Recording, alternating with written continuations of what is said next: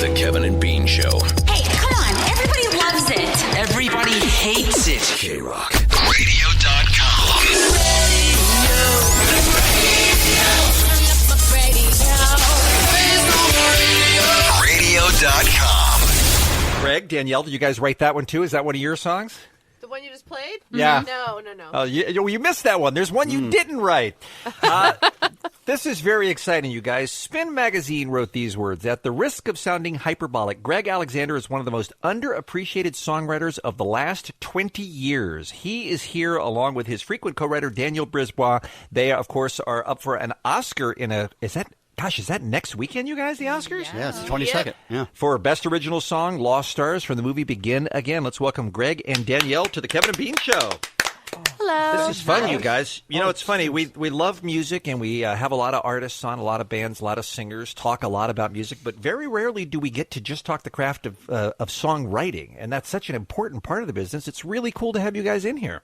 Thank you. Yeah, thanks for having us. We're KROQ fans forever, so it's so yeah, last exciting time to I be was here. last time I was on the air here was like in Burbank, and like 22 years ago. Yep. Suede were doing a show, I think, that same night and stuff. There were some kids outside, and I was like, they were like a whole bunch of them. They go, "You're not Suede." I go, "No, but I'm wearing a velvet, actually, purple." Well, I think that's a great place to start with you, Gregg, because a lot of longtime KROQ listeners may not know your name, but they certainly remember you as a KROQ artist because we played the New Radicals on this station.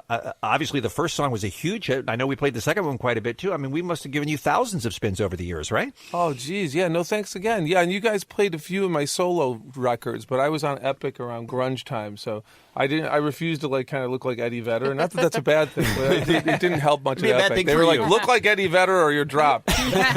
Next thing I know, I was working on the street. And so then you were always the guy that I wondered whatever happened to the New Radicals. Yes, I sir. always thought they put out one album, and then I loved it, and then what happened? Oh, well yeah, I ended the project after the first single, just kind of decided to do some work behind the scenes as a record producer and songwriter and stuff. I like touring, it was fun, but I really missed writing songs every day and being creative and being an artist, and I felt like maybe for me personally that grind wasn't be the right fit. That's a strange choice. I know. I mean, it's perfect for you, obviously, but who says, hey, my album is a hit and I'm wanted now and no thanks? It's just so self-aware. I think probably a lot of people down the road realize that, but you realized it early on. Well, oddly enough, I had 2 records out before the New Radicals record took off. They were solo records. And I think maybe having been through that experience of the business for about 11 or 12 years, by the time I finally had a hit record, I'd already been around it for 12 years. So I was already ready to retire.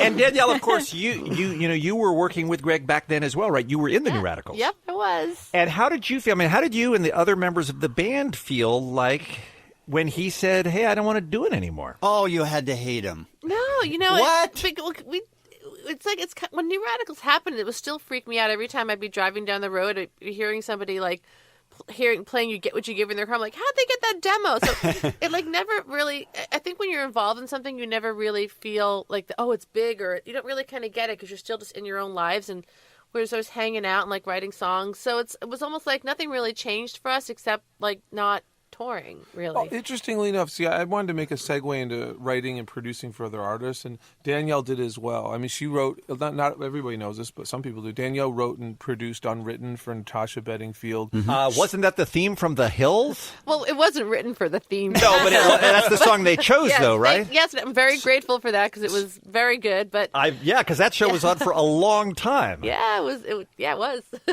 She did Pocketful of Sunshine as well, and I did Santana, Game of Love, and a lot of pan-European records like Murder on the Dance Floor or Life is a Roller Coaster that you might know if you were on vacation in Greece or Europe. So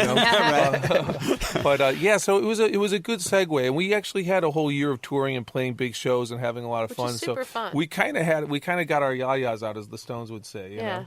It's so fascinating. All right, so then you become full-time songwriters. Neither of you have been performing at all through all these years? No. Not much, no. Although we've been doing some stuff to kind of support this Oscar campaign, which was I hate to call it a campaign, but that's kind of what it is. We're very naive and kind of newbies and stuff, but it became clear that at the very least you have to show that you have to put some support out there for the work after you make it, and so I didn't really do much press around the time when the film came out. We let the director and the stars like Adam Levine and Keira Knightley and Mark Ruffalo do that.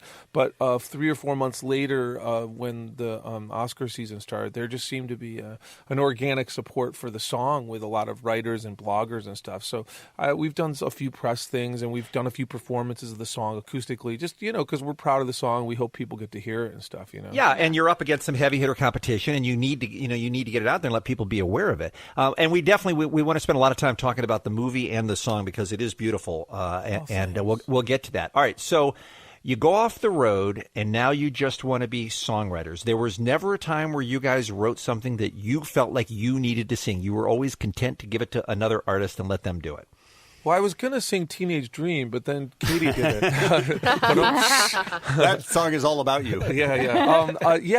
I occasionally you'll write a song and you'll be really proud of it. But what I do is I write on the demos, I really sing my heart out, as does Danielle. So we kind of have our artistic journey come to fruition, usually with the demos and stuff like that, because we have those to always kind of like be our own private records. But if you can craft an exciting record around a great voice, like Sophie Ellis-Bextor with Murder on the Dance Floor, or like Danielle did with Unwritten, it's just as satisfying as it is singing it yourself in a weird kind of way. But maybe that's the old school songwriters in us, Yeah. And Gregg, you didn't do even an interview for 15 years, though. I mean, do you just pride anonymity?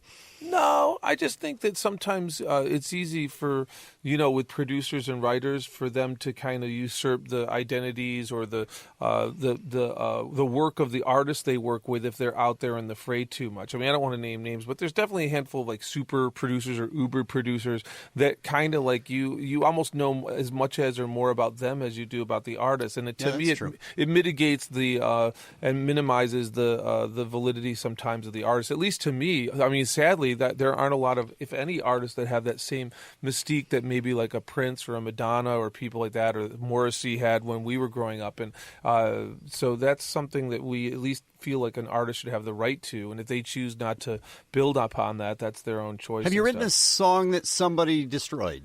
Wow, that's only if we're not producing it. Oh, geez. Yeah. No, actually, quite frankly, oddly enough, that's the reason, really the sole reason why we even produce the records is because if you don't produce them and arrange them, then they can turn into something you don't completely recognize. Different, right? Yeah. So we produce and write. I produce most of them.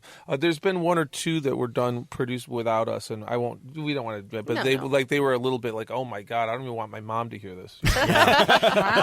Danielle, tell us, I think this is the most remarkable thing that has been uncovered this week as we've been researching into your career. Tell us the Annie connection with you and why and how that turned into be much more significant than we ever could have imagined. Well, are you talking about the Jay-Z record? Yes. Okay. Well, I was in the original cast of Annie on Broadway. And so you were a little kid star? I started working when I was 3, actually. What? Wow. Oh, yeah. By the time I was 9 years old, I did over 200 commercials and jingles. And Wow. I was on Broadway for 3 years. She sang Honeycombs Big. Yeah. She did all those. If you do jingles when you were a kid, she did all of them. I was the lead soprano for the children's choir of the Metropolitan and New York City Opera Company. So I was just working my whole So you're life. like 5 and your parents are like, Danielle, it's time for you to start earning your keep here, babe. No, I was more like, I can do better than you. Like, So I just really liked it. And thankfully, I had a mom and dad who embraced my quirkiness when I was a kid. So you're on Broadway in Annie at how old? 6. At 6 years old. Yes. And you're playing what part? I played Molly the Littlest Orphan, All right. which was a blast.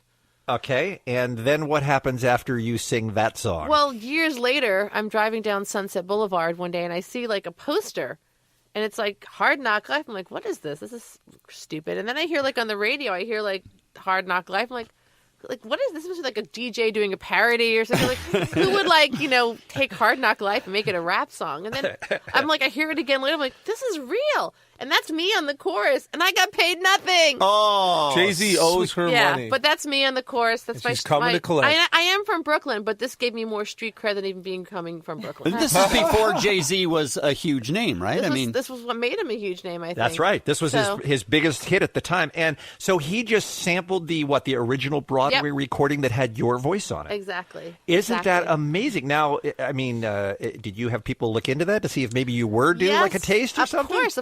Of course. But the problem is that it's not even Jay-Z's fault at this point, because the producers of the show were the ones I had the contract with, which was, and they just basically took all the money for themselves. I bet if you were the Hard Knock Life for Danielle. Yeah, I bet if you were Tom Petty, they would have given you 12%, though. Exactly. I bet. Yeah, but 25%. Maybe after this Oscar, I can reapproach it. She can't. Jay-Z's going to have 99 problems, and Danielle's going to be one. Well played. All right, Gregg Alexander and Danielle Brisebois are in our studios here on the Kevin and Bean Show. They are the Oscar-nominated songwriters for the Best Original Song in a Motion Picture for their tune called "Lost Stars" from the film Begin Again. That must sound so good to you guys to hear Oscar-nominated songwriters, by the way. I mean, that's not something you ever imagined growing up, right? That one day you might be there. That's so cool. All right, we'll talk more with Gregg and Danielle when we return right after this on the Kevin and Bean Show on KROQ.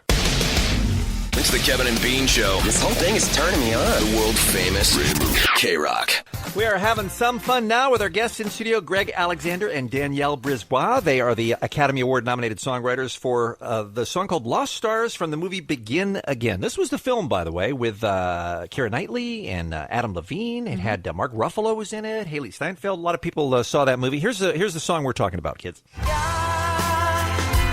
us the reason you just wasted on the young. It's hunting season and the lambs were on the road, searching for meaning. But are we all lost stars, trying to light up the dark? That Adam Levine's pretty dreamy, isn't he, you guys? Yeah. He is pretty damn dreamy. I'd say he's a little talented. A little, sure. Now you guys wrote all the songs for the movie, right? Yeah, all except for one or two. There was one that the director wrote by himself. And then there's actually one that Danielle and Glenn Hansard wrote. He's the once guy. Yes, exactly, absolutely, real nice chap. So how did it work? How did you guys end up doing the music for Begin Again? Got a call out of the blue from this Irish director. I thought it was a prank call. Going, I got your phone number from Bono and a gentleman named Simon. And I'm like, I said, what's your name? And we were talking. I literally thought it was one of my friends taking the as they say. Am I allowed to say that on the radio? Not really. It's a British term, yeah. But but no, he told me about once, and I of course was aware of that, and he sent out the script, and I loved it. And one of the first things I did was share it with Danielle and with a few other people that I like to write with and stuff like that, and said, Can we just back up for one second? Yeah. So he got the number from Bono? Oh, yes, or no? sir. Yeah, he did. Yeah. So Bono gave him your number? Yes, sir. Okay, you just went right through that. I was just, that's a little odd. Maybe that's normal in your life, Gregg, but for us, that's a pretty big effing deal, okay? Right. Well, I'm friends with him, and we have another mutual friend, Simon, who's a screenwriter as well, and I've met him a bit over the years. Just a lovely chap. I mean, I know sometimes people give him a hard time, but when you're trying to change the world and make it a better place, you get a lot of arrows shot at you. Sure. You know? But would you get on the back of a bicycle with him? Yeah, no, but I mean, really, if you think about the work he's done, there's probably, 10 million people alive because of the groundbreaking work he's done. And really, he's picked up the ball and the baton on behalf of what politicians don't want to do, which is to try to make the world a better place. Absolutely. And unfortunately, because of these corporations that don't want to pay their taxes and these billionaires and stuff, there's literally billions and billions of dollars that could be going to aid that instead is just sitting in the Cayman Islands and stuff. So well, you don't have to sell sell us on Bono. I mean, we love the dude. I mean, that's awesome that you're friends with him. So when you're writing for these characters in the movie, that's a different skill set than writing songs for other artists or songs for yourself and in your own experiences? I mean, you're trying to basically write something that would be true to these characters. Yeah, well, when we read the script and we ruminated on it, and it just kind of lived with us. And then what we tend to do is just try to write the best song we can. So we knew about the characters. We knew that it would have to be, some of these songs would have to be sung by a woman as well as by a man. But when Danielle and I write together, we have different perspectives. We happen to be a woman and a man. Yeah, so exactly. It works out. So it Perfect. works out okay. But Keira Knightley is not a professional singer, right?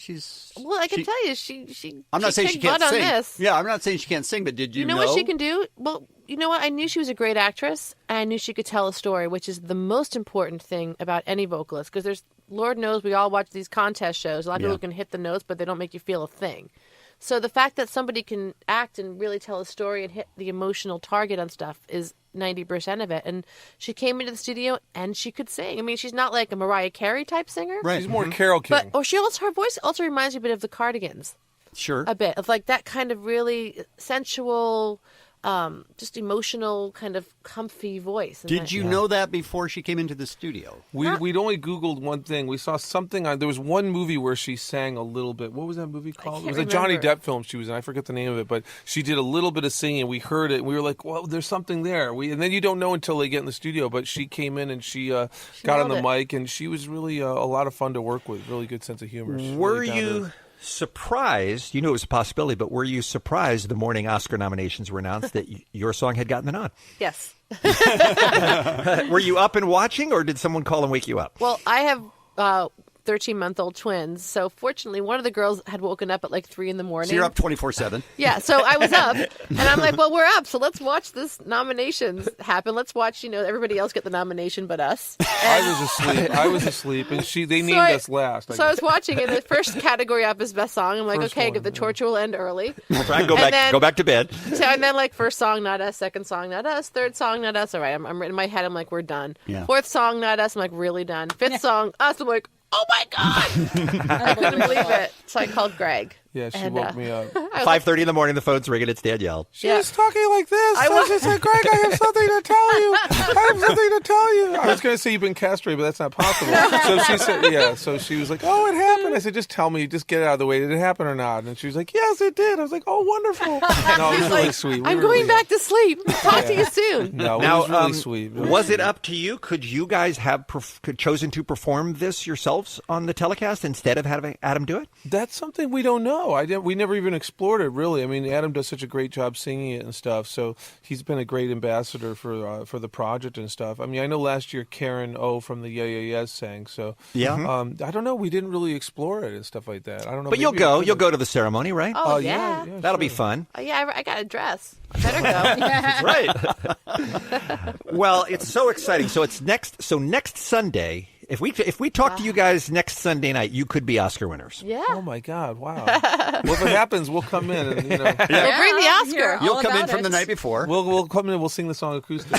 I love it. Because it'll We're be gonna our hold one you to chance that. to really do it live on radio. You know? And you're going to feel really, really good that next Monday morning after winning an Oscar Sunday night. I'm sure you're going to totally be up for performing. You're not going to regret that offer at all, Greg. Stranger things have happened. Well, we're going to take you up on it then. We certainly are. All right. Well, this has been so much fun. I mean, look, I don't want to get all corny here, but we all love music. That's part of why we're in this business. And there's just something magic about people who do what you do. I mean, we're in awe of people who are able to write songs as good as you guys write songs. So congratulations on your great careers and congratulations on this song. And man, we hope you win on Sunday. Thanks so much for coming in. Thank you. And thanks for taking a lot of people through their mornings for so many years as well, with great talk and good attitudes. Not and always good music. great, but thank you. No, but you guys have been like a staple in my life for a long time. So thank you. That's very nice. Yeah, absolutely. Kevin and Bean. I don't understand what either of those words mean. On KROQ. Rock.